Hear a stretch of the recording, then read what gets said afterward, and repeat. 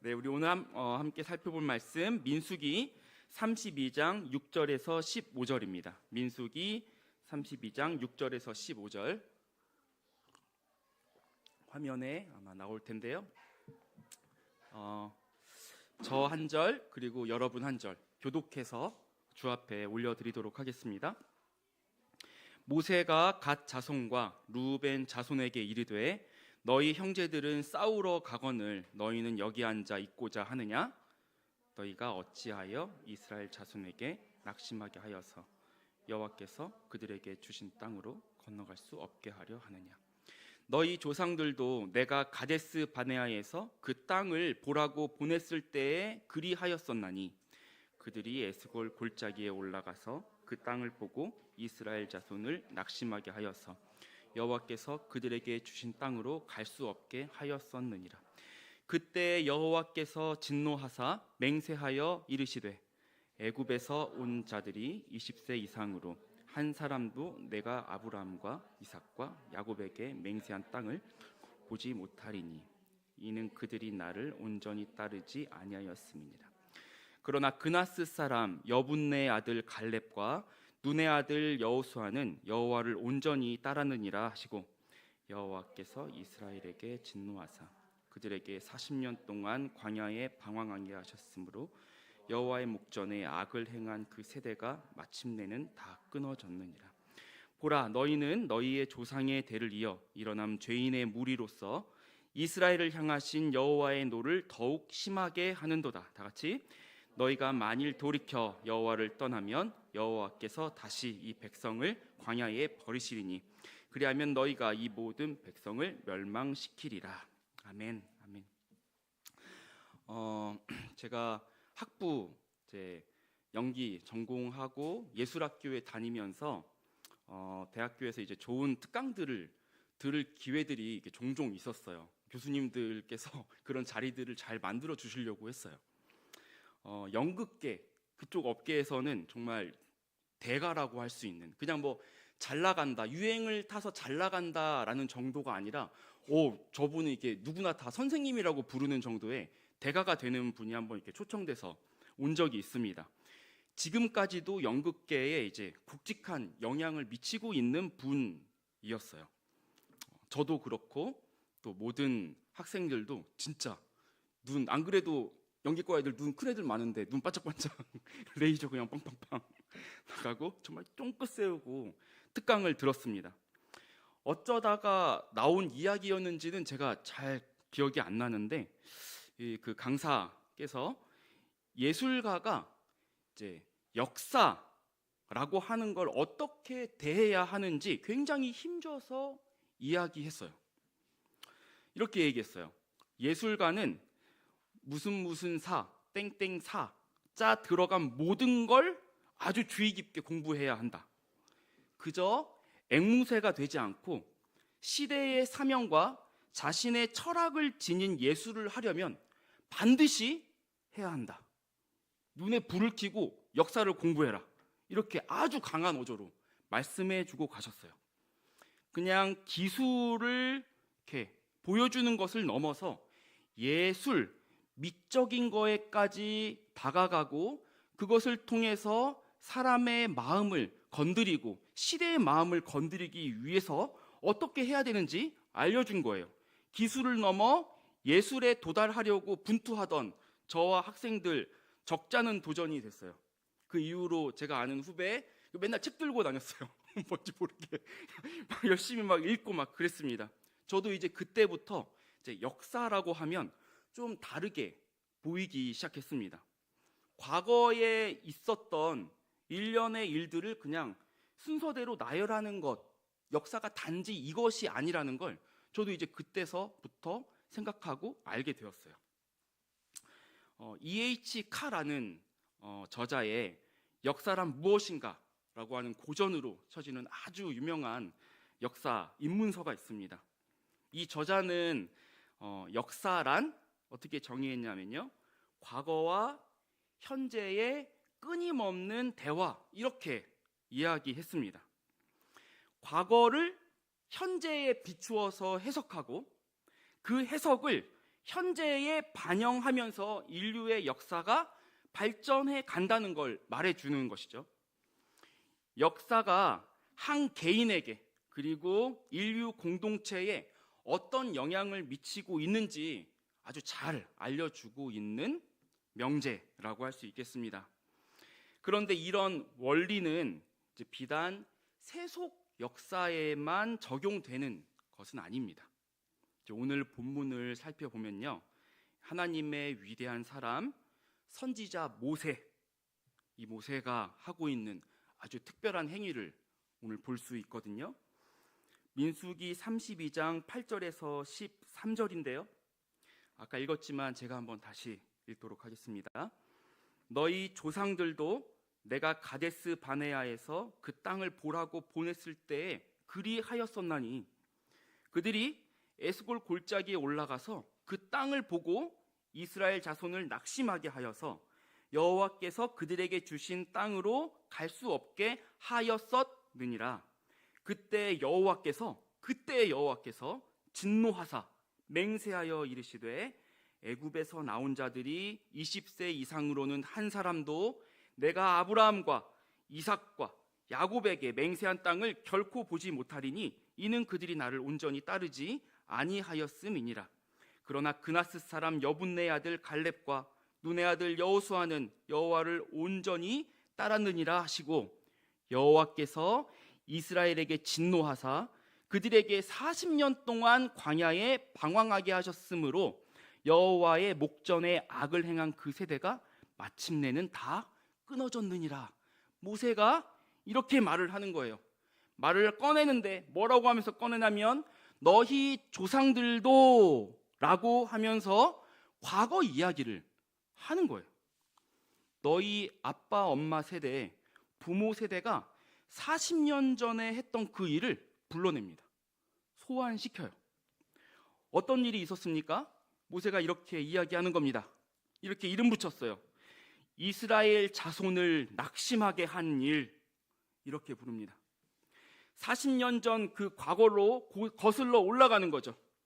에스골 골짜기에서 보내진 12명의 정탐꾼이 있었는데 그 중에 갈렙, 여호수아 이 둘 이외에 가나안 약속의 땅으로 들어가지 못하도록 하나님의 진노가 불붙듯이 촉발되었던 그 사건이었습니다. 이 사건은 이스라엘 역사에 실제로 아주 중요한 분기점이 되었어요. 이 사건을 기점으로 이스라엘은 40년 동안 광야에서 방황합니다. 그동안 10명의 정탐꾼과 그들의 말에 동조하고 함께 그 분위기에 휩쓸렸던 무리는 광야에서 다 죽게 되는 거죠. 한 사람도, 그중 한 사람도 약속의 땅을 밟을 수 없었습니다. 그런데 여러분, 이 이야기를 모세는 왜 꺼내고 있습니까? 이와 비슷한 무엇인가 조짐이 보인 거예요. 회중 가운데서 보인 거예요. 불현듯 40년 전 그 기억이 덜컥하고 떠오르는 것이죠. 이 말이 나온 맥락을 성경은 이렇게 기록하고 있습니다. 민수기 32장 4절에서 5절인데요. 다 같이 읽도록 하겠습니다. 시작. 곧 여호와께서, 제가 읽도록 하겠습니다. 곧 여호와께서 이스라엘 회중 앞에서 쳐서 멸하신 땅은 목축할 만한 장소요 당신의 종들에게는 가축이 있나이다. 또 이르되 우리가 만일 당신에게 은혜를 입었으면 이 땅을 당신의 종들에게 그들의 소유로 주시고 우리에게 요단 강을 건너지 않게 하소서. 루벤, 갓 지파 모세에게 찾아와서 이렇게 말하는 거예요. 우리한테 가축이 아주 많이 있는데 여기 요단 동쪽 이쪽 땅 보니까 이 가축 키우기 너무 좋아 보인다. 우리 요단강 건너서 전쟁하지 않고 여기 땅 줘갖고 살게 해주오. 여기 좀 살고 싶소. 이렇게 모세에게 찾아가서 물어온 것입니다. 이 말에 이 두 지파의 리더들은 결코 예상하지 못했던 아주 깜짝 놀랄 만한 반응을 모세가 하는 겁니다. 화들짝 놀라서 모세가 말하는 거죠. 그래, 너희 말이 타당해 보이니 내가 할 말이 없구나. 여기 땅을 먼저 얻었으니 가축이 많은 너희 지파들이 먼저 정착하려무나. 이렇게 아주 물렁한 말 하지 않고 이렇게 말합니다. 민수기 32장 6절인데요. 다 같이 읽도록 하겠습니다. 시작. 모세가 갓 자손과 루벤 자손에게 이르되 너희 형제들은 싸우러 갔거늘 너희는 여기 앉아 있고자 하느냐. 우리 모든 동족들은 약속의 땅을 하나님 명령에 따라서 정복하기 위해서 지금 가고 있는데 너희는 대체 어떻게 된 게 여기 지금 정착하려고 하느냐라고 아주 따끔한 지적을 하는 겁니다. 그러면서 40년 전에 있었던 그 아프고 캐캐묵은 과거 끄집어 내오는 거죠. 모세도 이 이야기 꺼내는 게 얼마나 아팠겠습니까? 함께 홍해를 마른 땅같이 지나갔던 믿음의 친구들, 광야에서 죽어가는 것 장장 40년 동안 지켜봤습니다. 바로 그 시작이 됐던 사건 다시 끄집어내갖고 이야기한다는 게 그렇게 쉬운 일이겠습니까? 모세의 목회 인생에서 아주 아픈, 어쩌면 가장 아픈 경험이었을 것입니다. 그런데 모세는 그 이야기를 합니다. 그 이야기를 꺼내고 맙니다. 상세히 그 사건의 굵직한 줄거리를 빠지지 않고 다 이야기하죠. 그 사건이 가져온 끔찍한 결과도 더하거나 빼지 않고 그대로 말합니다. 이렇게 말하죠. 32장 14절입니다. 보라, 너희는 너희의 조상의 대를 이어 일어난 죄인의 무리로서 이스라엘을 향하신 여호와의 노를 더욱 심하게 하는도다. 너희가 바로 그때 그 무리다. 너희 부모 세대가 저지른 죄, 하나님의 진노를 촉발하는 죄, 지금 너희가 똑같이 저지르고 있다. 이렇게 말하면서 과거의 사건을 현재로 가지고 와서 해석을 해내는 겁니다. 그 아픈 과거로부터 이 무리가 그리고 공동체가 무엇을 배워야 하는지 알려주고 있는 거예요. 그래서 지금 하나님의 백성들이 하나님과 맞닥뜨리게 하는 거죠. 이것이 바로 선지자 모세, 하나님의 종, 하나님의 말씀을 전하는 선지자가 그의 목양 과정에서 해낸 중요한 일 중 하나입니다. 첫 번째 포인트입니다. 기억하십시오. 하나님의 백성은 과거의 실패로부터 배워야 합니다. 과거 역사의 실패로부터 배워야 합니다. 도무지 과거를 돌아보지 않는 사람들이 있습니다. 특정 과거를 망각하려 애쓰는 사람들도 있습니다. 물론 그 과거가 남긴 정서적인 상처에 깊이 매몰되는 것을 막기 위해서 망각이 긍정적인 역할을 하는 때도 있죠. 그러나 우리는 지난날을 통해서 배워야 합니다. 성경은 인간이 실패한 기록으로 가득하지만 그 실패를 하나님과 함께 어떻게 승리로 되돌렸는지에 대한 기록입니다. 실패하였기 때문에 문제가 아니라 실패를 통해 배우지 않았기 때문에 문제가 되는 것이죠. 이것이 성경이 역사라고 하는 걸 대하고 있는 태도이고 우리 하나님의 자녀들이 우리 인생에 지금도 개입하고 계시는 삼위일체 하나님과 해나가야 하는 영적인 여정인 것입니다. 모세가 바로 이 일을 한 겁니다. 과거를 맞닥뜨리고 자신들의 모습을 제대로 들여다보게 했고 올바른 방향으로 그 뜻과 마음과 의지를 틀어내도록 했던 것입니다. 그렇다면 모세가 과거를 드러냄으로써 하나님의 백성들에게 맞닥뜨리게 했던 진리가 무엇인지 알아볼 차례입니다. 그 역사 가운데서 무엇을 배우게 하였는지 알아볼 차례입니다.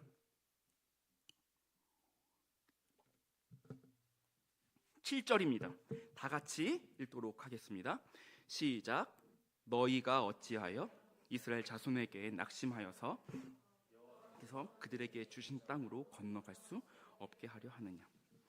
요단강을 건너가지 않고 요단 동편에 자리를 잡으려 하는 이들이 이스라엘 자손을 낙심하게 하였다, 이렇게 말하고 있습니다. 9절에 가면 앞서 우리가 과거의 역사를 오늘로 가지고 오고 있다고 하는 그 일을 하고 있는데요. 9절 한번 읽도록 하겠습니다. 시작. 그들이 에스골 골짜기에 올라가서 그 땅을 보고 이스라엘 자손을 낙심하게 하여서 여호와께서 그들에게 주신 땅으로 갈 수 없게 하였느니라.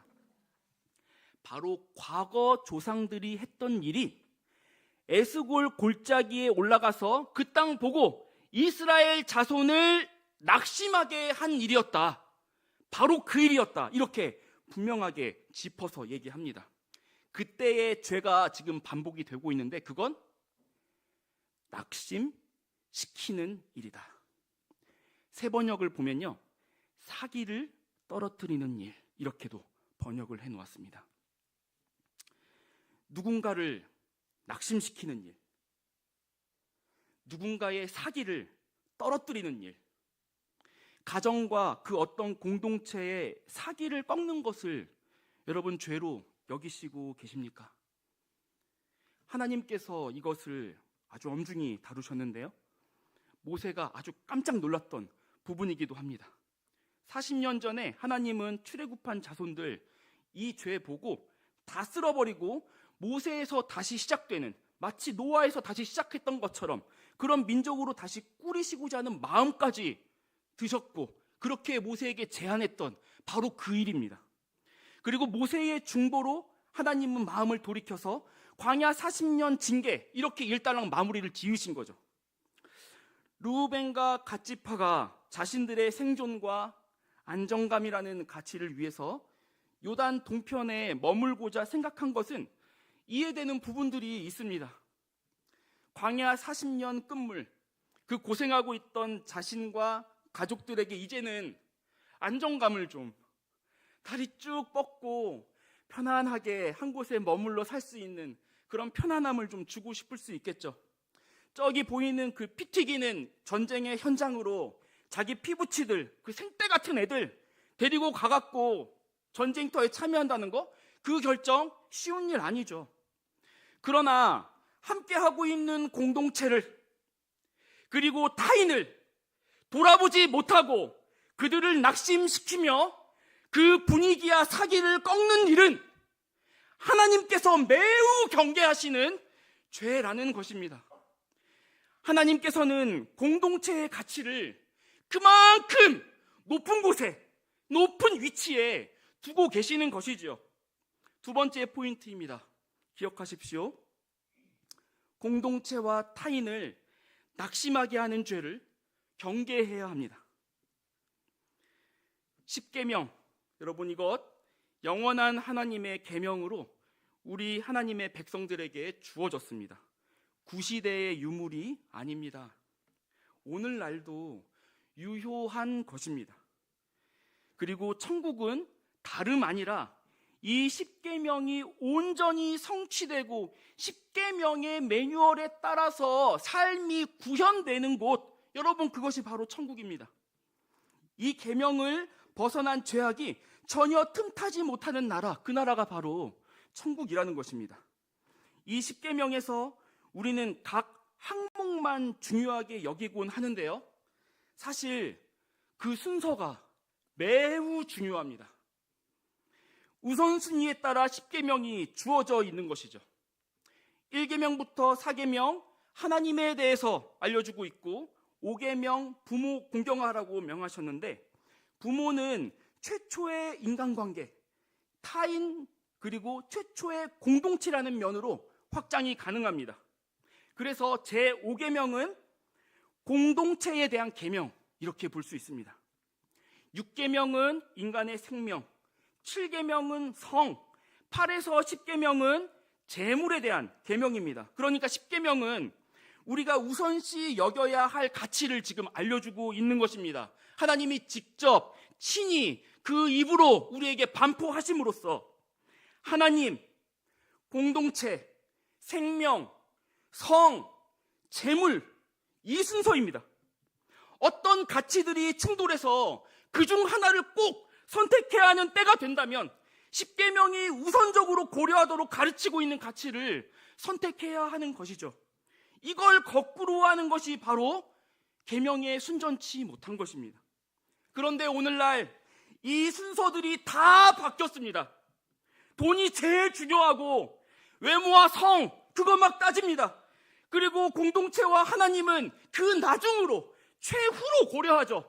다른 모든 것들 가치들이 중요하지만 그 순서가 뒤바뀌면 결코 하나님이 기뻐하실 수 없는 것이 된다는 것인데 전혀 그것들을 고려하지 않는 것입니다. 결혼하는 문화를 보면 그렇습니다. 중매 회사들이 회원들 등급 매겨놓는데 돈 많은 집안 그리고 돈 많이 버는 직업 가지고 있으면 1등급, A등급 이렇게 매겨놓습니다. 실제로 그렇게 합니다. 심지어 청년 때까지 열심히 신앙생활하면서 성경 공부도 이어온 형제 자매들이 결혼할 때만 되면 이 우선순위 다 뒤집습니다. 눈과 정신 팔려서 성경이 말하는 올바른 결단 할 수가 없게 되는 거죠. 그런데 이걸 죄라고 잘 여기지 않습니다. 이걸 하나님이 기뻐하시지 않을 뿐 아니라 그 가슴을 뜯고 자신의 아들을 이 땅 가운데 내보냈어야만 하는 그런 죄로, 그런 것으로 여기지 않는다는 것입니다. 이 우선순위가 뒤죽박죽 되어버린 것이 지금의 시대라고 할 수 있는 것입니다. 그런데 여기서 공동체의 가치가 어떤 위치를 점하고 있는지 보십시오. 하나님 다음입니다. 우리 하나님의 백성들의 생명보다 위에 두었다는 겁니다. 돈보다 한참 위고요. 하나님께서 하나님 나라에서 공동체, 우리라고 하는 가치가 어떤 것인지 확인해야 하는 것입니다. 하나님은 심지어 개인의 생명보다 먼저 공동체를 중요시 여기셨습니다. 모든 순교자들은 다름 아니라 바로 이런 가치 기준에 순복한 자들이었습니다. 자기 생명보다 하나님 나라, 하나님 공동체, 그리고 하나님을 더욱 귀중히 여기는 선택을 은혜 가운데 행했던 것이죠. 이 가치들이 우선순위에 따라 올바로 세워진 사람을 통해서 그리고 공동체를 통해서 하나님의 은혜와 그 나라의 역사가, 그 위엄이 그들이 머무는 지상에 강물같이 쏟아졌던 것입니다.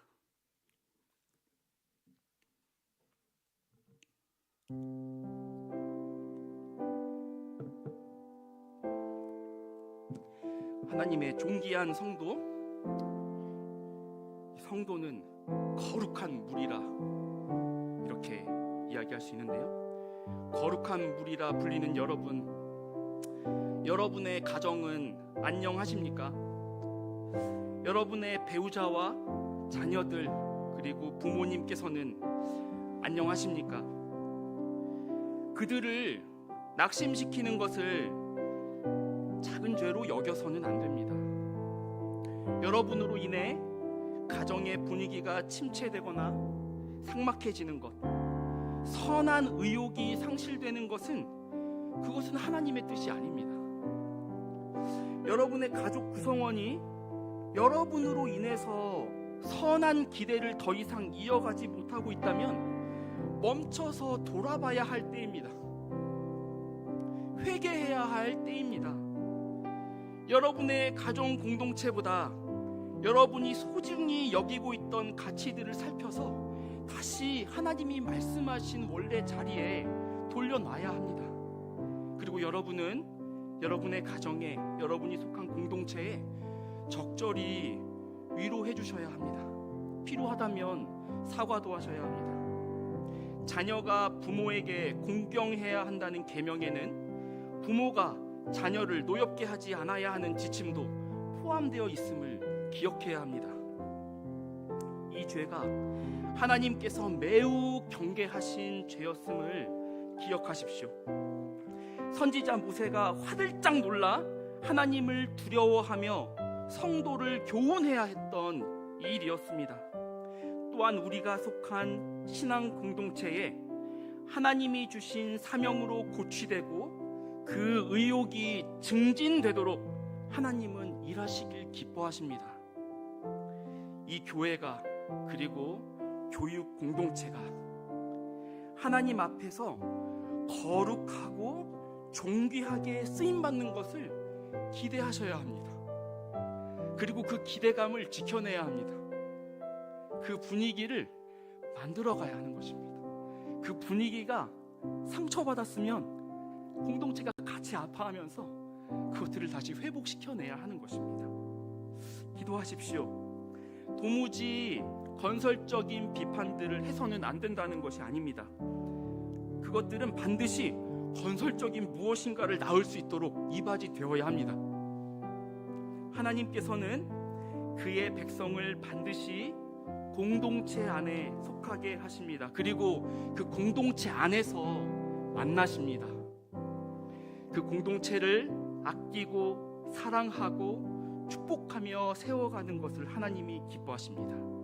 그렇게 축복의 마음과 축복의 말을 서로를 향해 베푸십시오. 그리고 우리 공동체와 각 성도 개인은 우리의 과거를 통해 배워야 합니다. 실패를 통해 배우는 것입니다. 실패가 없었던 사람은 없고 앞으로도 없을 겁니다. 실패를 통해 어떻게 무엇을 배우는지가 바로 신앙생활이기도 합니다. 그리스도 안에서 사실 실패한 사람은 없습니다. 7번 넘어져도 그 7번 넘어진 것보다 훨씬 굳세게 7번 일어나서 은혜를 고백하는 승리한 성도가 있을 뿐입니다. 또한 자녀들이 과거의 실패라 생각하는 것에 매몰되지 않도록 기도하시고 권면하시기 바랍니다.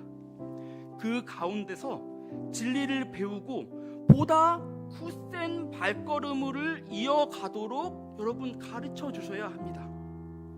바울 사도의 그 흉악하고 어두운 과거가 하나님의 자비하심과 은혜와 능력을 보다 돋보이게 한 것과 같이 우리 모두의 연약함이 하나님의 탁월하심과 지혜를 드러내는 일에 이바지 되길 기대함으로 겸손히 하나님 앞에 간구하며 살아가시길 바랍니다.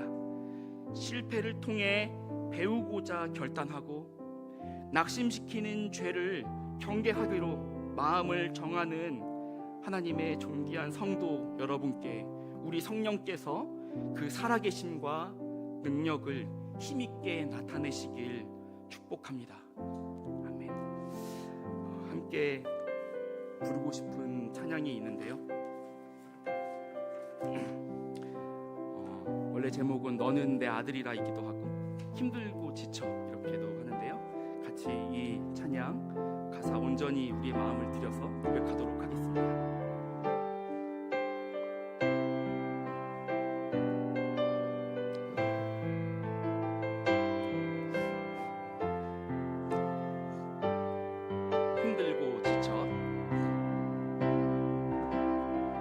힘들고 지쳐 낭망하고 넘어져 일어날 힘 전혀 없을 때에 조용히 다가와 손 잡아주시며 나에게 말씀하시네.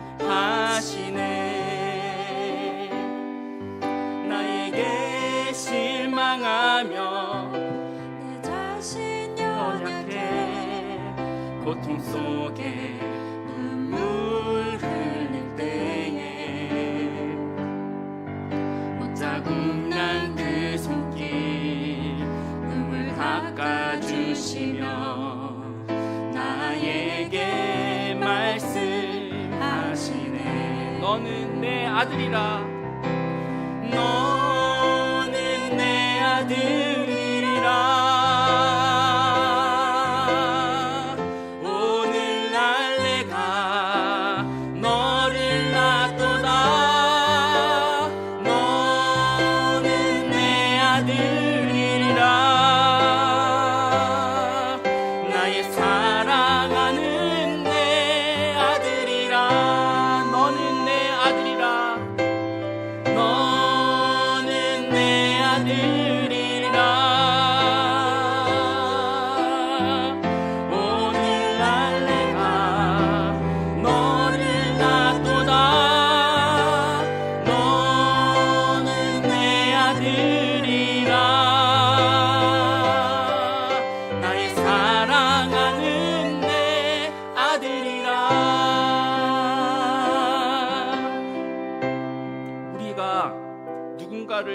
낙심시키는 이유는요, 사실 우리가 낙심되었기 때문이에요. 그 낙심에서 우리를 일으켜 세우시는 분은 하나님이십니다. 그의 은혜가 우리를 일으켜 세웁니다. 우리 예수님은 인간으로 겪을 수 있는 가장 낙심한 자리에 던져진 분입니다.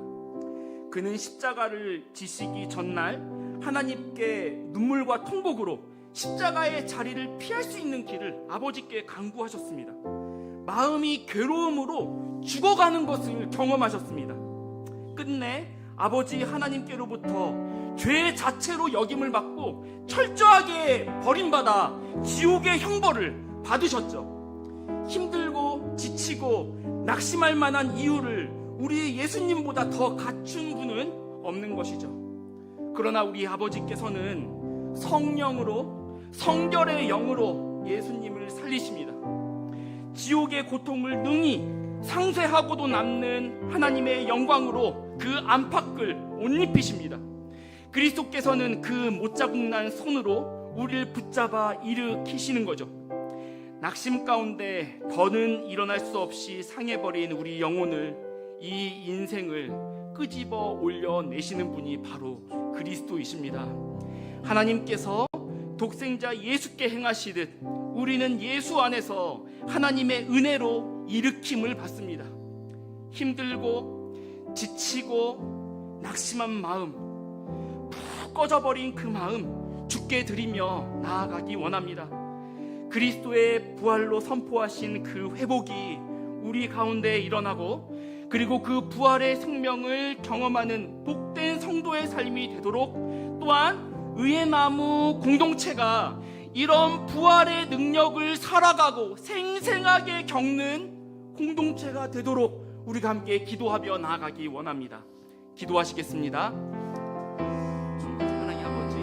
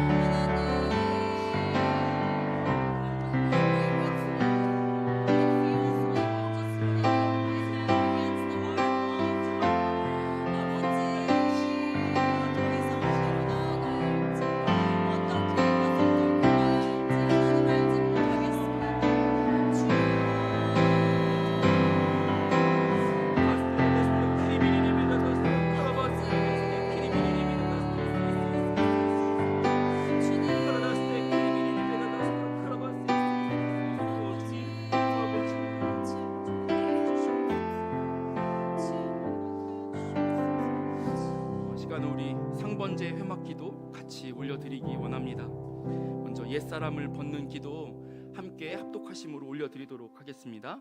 시작. 하나님 아버지, 낙심의 죄를 가벼이 여기던 옛사람을 벗기 원합니다. 하나님을 보지 못하고 낙심의 자리에 주저앉거나 타인과 공동체를 낙심시키는 우리의 말과 행동을 돌아보고 천국을 소망하며 거룩한 습관들을 길러가는 우리가 되게 하소서. 아멘. 새 사람을 입는 기도 올려드리겠습니다. 시작. 상한 갈대를 꺾지 않으시고 꺼져가는 심지를 끄지 않으시는 하나님을 기억합니다.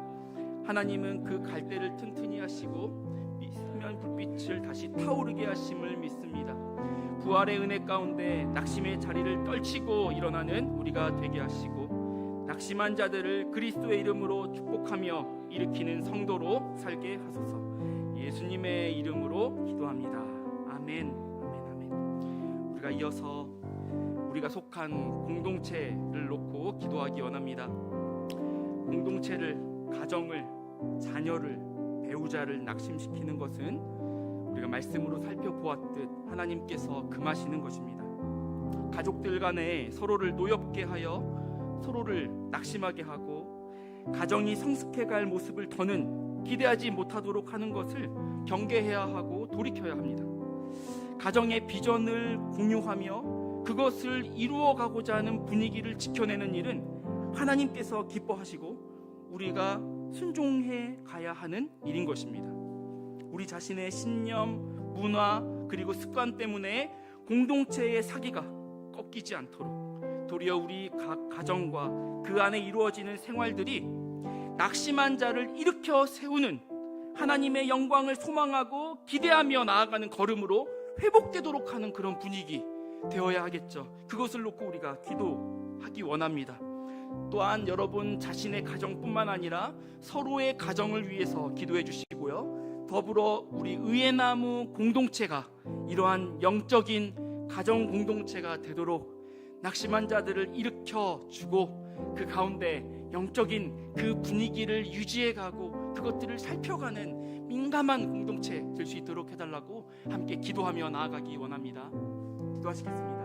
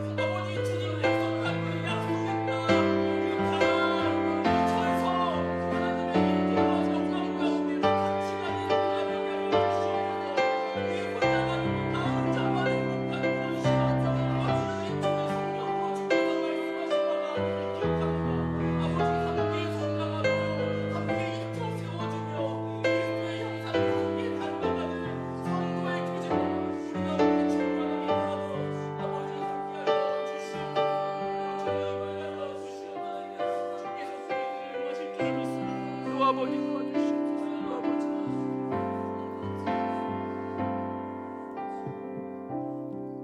기도를 멈추지 마라.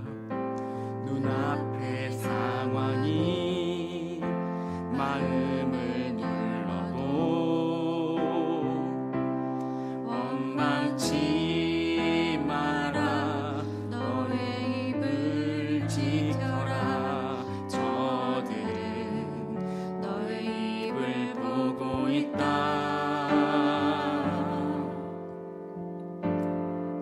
마음을 뺏기지 마라. 내가 널 도우지 않는단 소리에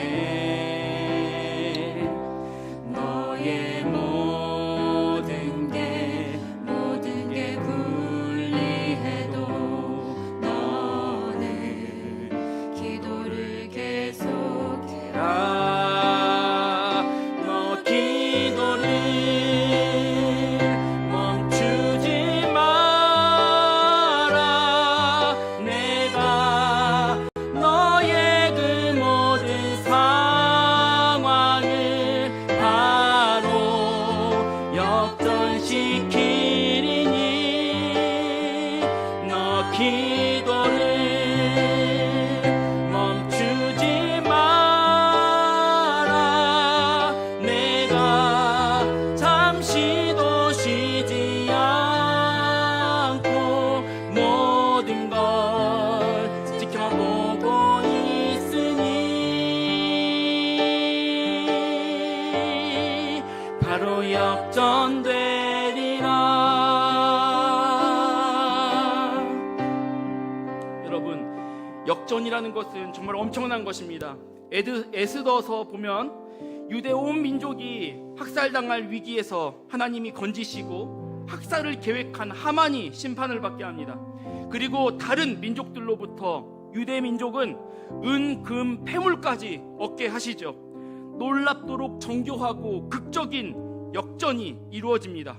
슬픔이 기쁨이 되는데 슬펐던 바로 그것 때문에 기쁨이 됩니다. 마찬가지로 그리스도의 죽음이 우리의 구원이 되는데요, 하나님의 바로 이 구원이 역전입니다. 다 죽어서 끝났다고 생각한 바로 그 자리에 영원한 생명의 싹, 부활의 싹이 거기서 나오는 겁니다. 이 역전을 마주하기까지 성도에게는 기도의 의무가 요구됩니다. 그리스도께서 불의한 재판장에게 강청하는 과부를 들어 낭망하지 말고 기도할 것을 가르치신 것처럼 우리에게 낭망함이 이르렀을 때 우리는 기도하며 나아가야 합니다. 함께 못하겠거든 공동체가 함께 부르짖어 주는 것이죠. 혼자 버티기 어렵거든 믿음의 형제 자매에게 기도를 요청하며 또한 그 요청을 흔쾌히 기쁨으로 받아들여주며 그 기도를 쉬지 않고 이어나가도록 해야 하는 것입니다. 그렇게 하기 위해서 공동체가 또한 주어져 있는 것이죠. 그것이 바로 성도가 사는 방식입니다. 성도는 다름 아니라 기도로 삽니다. 건강한 신강 공동체라는 것은 서로 기도하기를 쉬지 않고 긴밀하게 이어나가는 공동체입니다. 하나님의 역전을 보기까지 이런 기도를 더욱 이어가는 이 공동체가 되도록, 그런 내가 이 공동체의 교회원으로 기도하도록, 우리가 기도하도록 나아가기 원합니다. 서로 낙심에 빠지지 않도록 살피고 돌아보고 챙겨주며 기도하는 이 공동체가 되게 해달라고, 이 역전의 은혜와 기쁨을 나누는 공동체가 되게 해달라고 함께 기도하며 나아가겠습니다.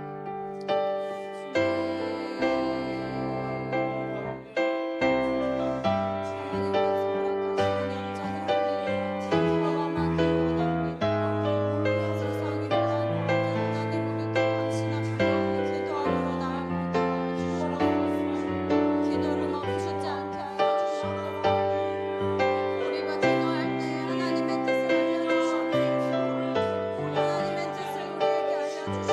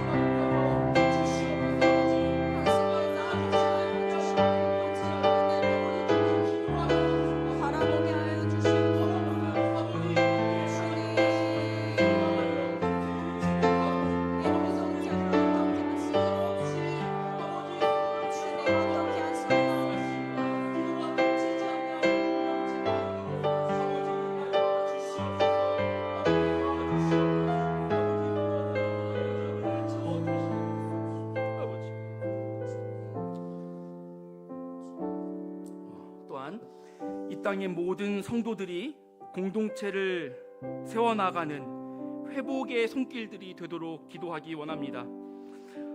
또한 성도들이 그리스도를 믿는 이 온 교회가 하나의 공교회임을 기억하며 개교회 주의를 벗고 함께 연합을 이루어가며 이 개신교회의 기독교의 부흥을 꾀해 나갈 수 있도록 함께 기도하기 원합니다.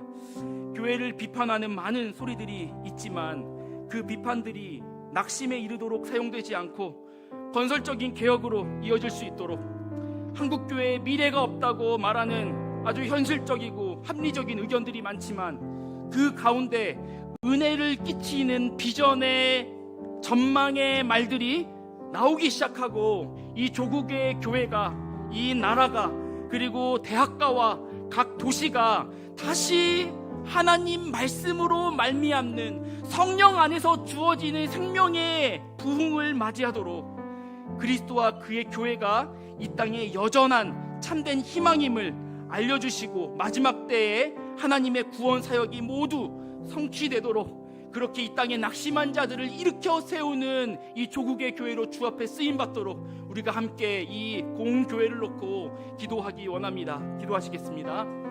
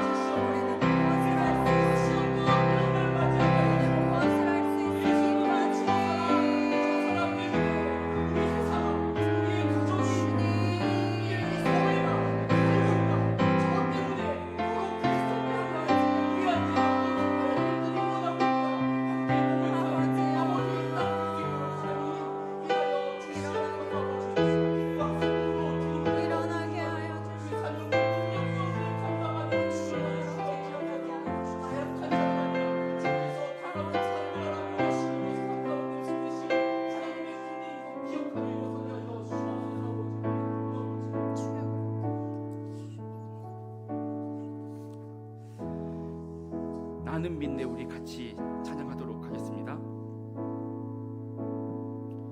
내게 허락하신 시련을 통해 나의 믿음 더욱 강하게 자라나고 험한 산과 골짜기 지나는 동안 주께 더 가까이 나를 이끄시네. 내가 겪는 시험이 어렵고 힘겨워도 내 주님보다 크지 않네. 내 앞에 바다가 달라지지 않으면 주가 나로 바다 위 걷게 하리. 나는 믿네. 주의 능력으로 내 삶 새롭게 되리. 나는 믿네. 주와 능력으로 담대히 나가리라.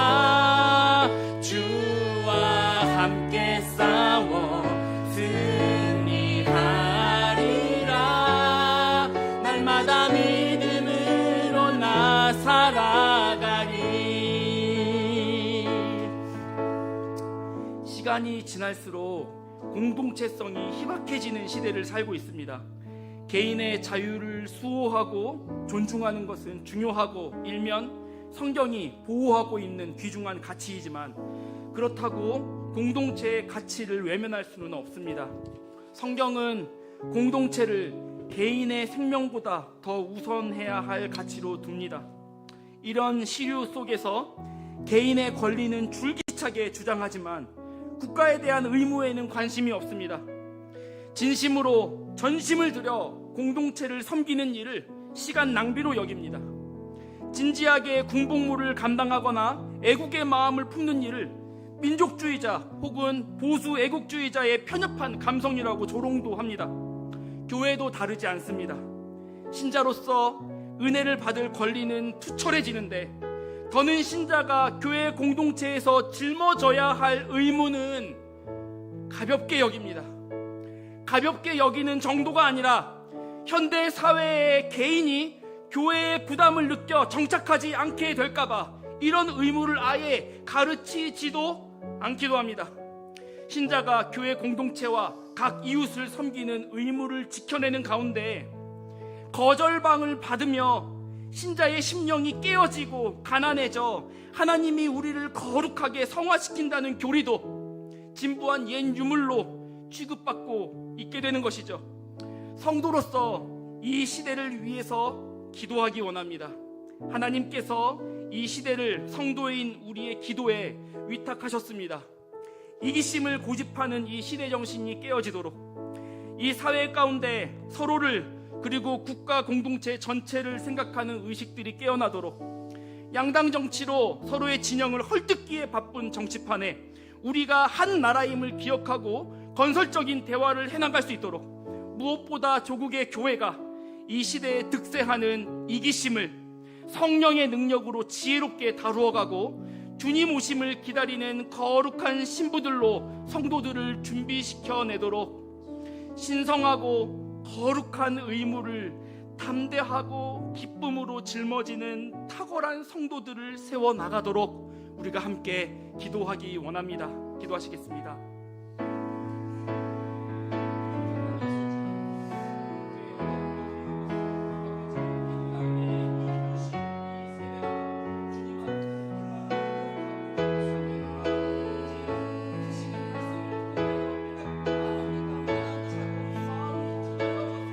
세상이 돌아가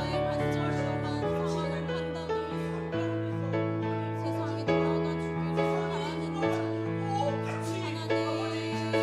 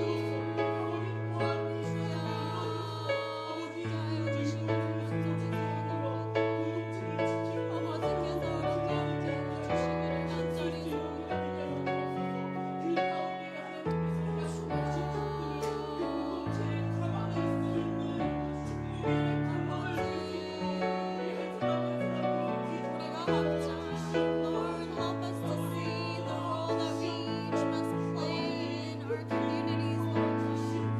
Instead of expecting others to measure up and fill the void, Father God, help us to see. 마지막 기도 제목인데요.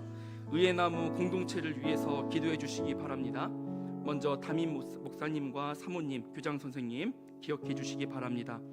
늘 영육에 강건하게 하시고 공동체 전체를 균형 있게 살피며 공동체의 사명을 상기시키고 그 사명으로 나아가도록 사기를 북돋는 능력과 지혜를 성령으로 더하시도록 공동체 안에 낙심한 자들을 살피고 주의 이름으로 일으켜 세우고 회복시키는 은혜의 권능을 리더들에게 주시도록 함께 기도해 주시기 바랍니다. 함께 동역하는 교역자들이 있습니다. 모든 목회자들 영육 강건히 주어진 사명 감당할 수 있도록 기도해 주시기 바랍니다. 특별히 협동 목사로 부임하신 김사무엘 목사님과 사모님 그리고 온 가족이 이 교회의 화평 가운데 뿌리 내리고 긴밀하고 은혜로운 영적 연합을 이룰 수 있도록 교회를 통해 하나님의 은혜가 목사님 가정에 전달되고 목사님과 가정을 통해 이 교회가 감사와 행복을 누리도록 기도해 주시기 바랍니다. 각 사랑방의 진리 안에서 기쁨의 교제가 이어지고 그 교제 가운데 그리스도를 알고 닮아가는 시간들이 되도록 기도해 주시고요. 다음 세대 각 부서들이 건강하게 세워지도록 다음 세대 아이들이 건강한 아이들로 자라나도록 말씀과 기도의 기본기가 튼튼히 잡히는 이 시기가 되도록 기도해 주시기 바랍니다. 교육 공동체에 주어진 사명대로 그리스도의 제자가 일관성 있는 기독교 고정 교육을 통해 배출되도록 세상과 구별된 그리스도인들이 준비되도록 기도해 주시기 바랍니다. 마음이 상한 성도들 일으켜 주시고 관계들의 회복을 주시며 또한 질병을 낫게 해주시고 성도 간의 교제 가운데 화평함과 사랑과 위로와 평강을 더하시도록 이와 더불어 생각나시거나 성도들 간에 알고 있는 소식을 바탕으로 서로와 공동체를 위해 기도하는 시간 가지도록 하겠습니다. 기도하겠습니다.